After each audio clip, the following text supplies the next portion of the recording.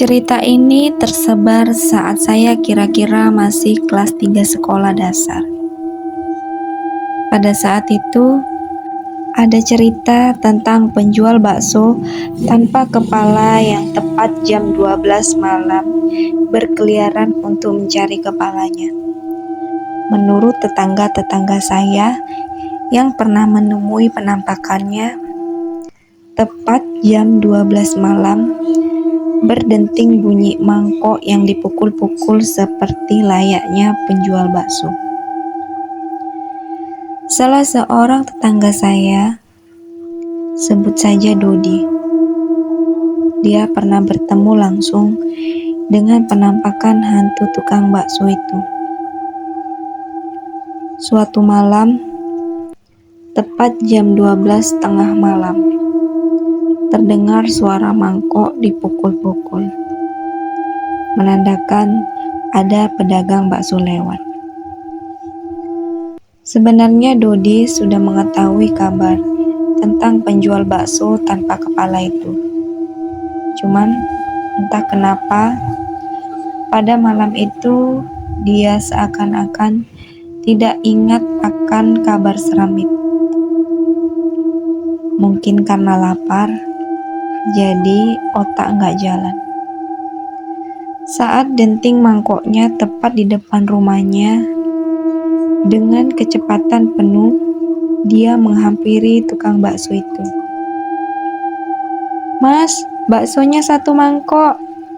Bakso sama minyak kasih jumbo. Kuahnya dikit ya," teriak Dodi sambil mencari-cari sendal di teras rumahnya. Begitu selesai memakai sandal, dia hanya melihat gerobak bakso. Namun, tidak ada tukang baksonya. Bulu kuduk Dodi mulai merinding. Dia mulai teringat akan kabar-kabar yang sedang heboh-hebohnya dibicarakan. Dan ketika dia menyadarinya, saat itu juga dia hendak masuk kembali ke rumah. Namun, tepat di belakangnya, sesosok tubuh tanpa kepala sedang memegang mangkok yang berisikan daun-daun dan belatung. Saat itu juga Dodi berteriak keras hingga mengumpulkan warga, termasuk ayah saya.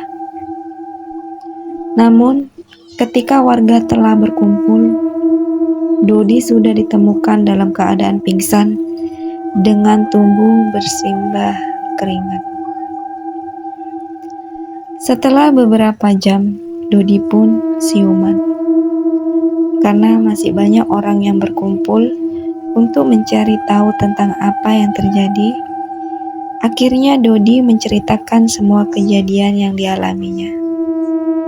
Namun anehnya, tidak ada satupun warga lain yang mendengar dentingan bakso tadi. Nah, kita kembali ke awal. Mungkin ada yang bertanya-tanya, kenapa bisa jadi ada si tukang bakso tanpa kepala tadi?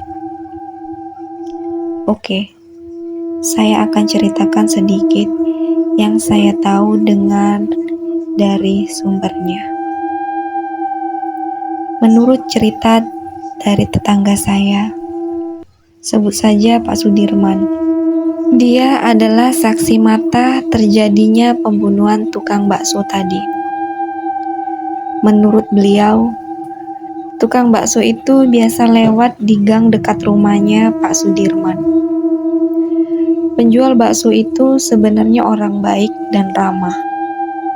Baksonya pun sudah terkenal enak, ucap Pak Sudirman.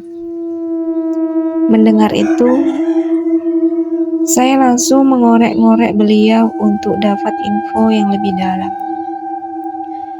Suatu hari, kala hari sudah hampir maghrib, jalanan sudah sepi. Lewatlah tukang bakso itu. Mungkin mau pulang karena hari sudah gelap. Ketika memasuki gang di dekat rumahnya, Pak Sudirman, Tukang bakso tersebut dicegat oleh segerombolan preman. Preman itu minta dibikinkan 4 bakso. Setelah kenyang, preman-preman itu bukannya bayar, tapi malah maksa minta duit. Karena tidak mau menyerahkan semua uang hasil dagangannya, si tukang bakso pun melawan dan terjadilah perkelahian. Namun, karena jumlah preman itu lebih banyak, akhirnya tukang bakso itu tak berdaya. Dia dibunuh dengan kejam. Kepalanya dipotong dan semua uangnya dibawa lari oleh para pelaku.